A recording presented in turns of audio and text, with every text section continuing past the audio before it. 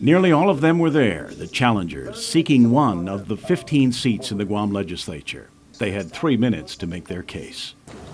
My top priority, that I'm going to just break this out first instead of being asked later, is on health, education,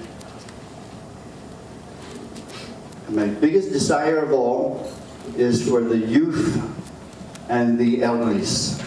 Some of them are familiar faces on the public scene, returning to the fray.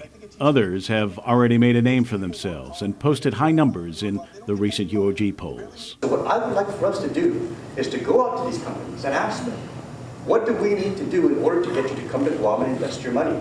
We need to ask that key question, and then we need to take the answers that they give us and come back and make sure we're implementing them here on our island.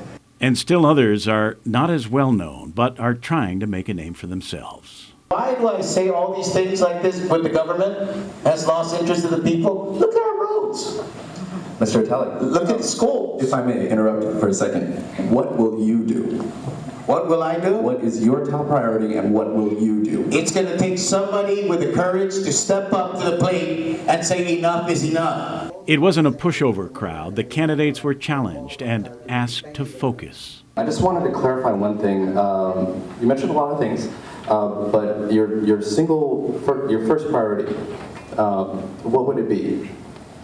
Well, my priority, of course, is on my platform, is youth. A favorite theme was the need to address GovGuam's ailing economy and huge deficit by cutting the budget. We need to start the cuts at home. The first cut should be at the legislature. I say we need a part-time legislature, and sometimes I feel like they already have one. But we're paying for a full-time legislature. Cut the budget there. Why can't they cut it in half? I don't see the reason why they couldn't.